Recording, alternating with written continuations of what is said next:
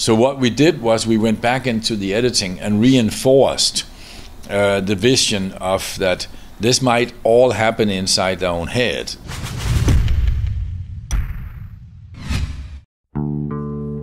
Do you have plans tonight? Do you want to have fun with me later? Courtney Holmes, I am mildly surprised, but offer accepted. Midnight basement, sublevel C. What's going on? I would like you to stop my heart. You give it 1 minute, and then you bring me back. Okay, now's the point where you say it's all a joke.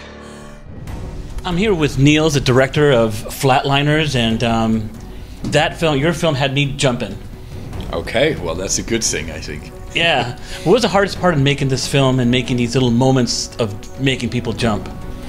Well, I think the hardest part of making the film is always, you know, getting the script right, the time, you know, do you have enough time to shoot it the way you want to shoot it, and one of the more interesting challenges of the film was designing the flat lines, because you're basically designing an afterlife that nobody knows anything about, right? At least not anybody living. So the actually scary moments was some things we kept refining we actually kept developing them during the shooting, and then they've also has gotten refined through the editing. The editor of this film, Tom Elkins, he's kind of like an expert in creating these moments.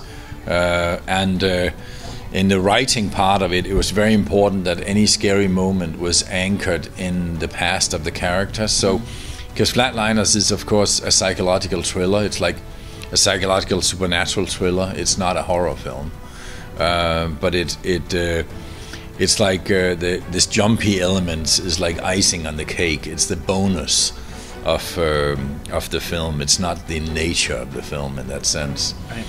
So I think it was you know, the good challenge was to create them in a way that they are all rooted in something that the character has in its past that's coming back. So they're not just like jump scares that comes out of nothing.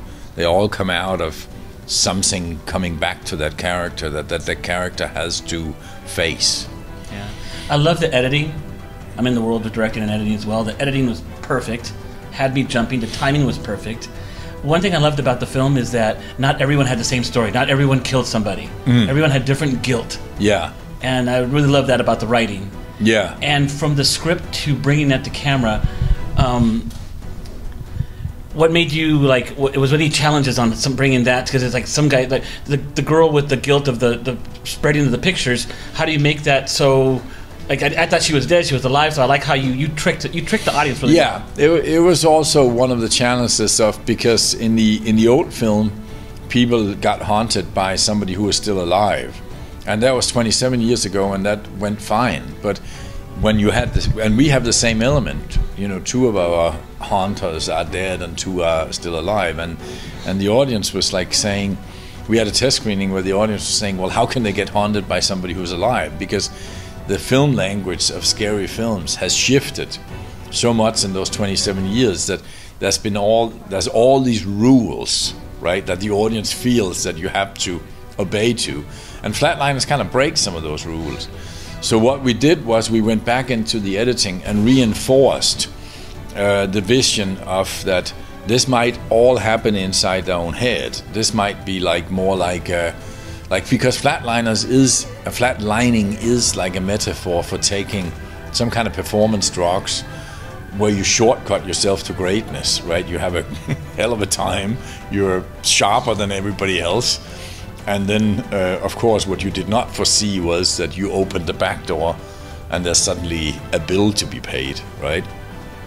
But we went back and sharpened those moments where you're like, wait a minute, is this something happening inside their head or is it real? And we don't know. And the film is ambiguous about that, because if it happens inside your own head, you can surely be haunted by somebody who's still alive. So that was kind of like a balance and a challenge. There's 2 films I like this year that stand out in my head in this kind of genre and style. It's Get Out and Flatliners. Because you guys both did a great job on tricking the audience and keeping you going and not being so obvious on these certain things that you did. So it was really well done. I congratulate you for the way you did everything. It's just on point all the way. Thank you very much. For young directors coming out there, what is your one thing, a couple things you could tell them about making a film like this? Well, I think that you have to have a strong vision for you when you work with a writer on the script. You have to have a very strong vision for exactly what you want to tell, and then you will always be in a situation of pressure to alter that to a certain extent, because once you go into production with a film, you're going to have a lot of challenges from different people. You're going to have good advice, you're going to have less good advice, and your strong vision is what's going to make you capable of taking the good advice to alter your film to make it even better, and keeping the not so good advice away from damaging your film.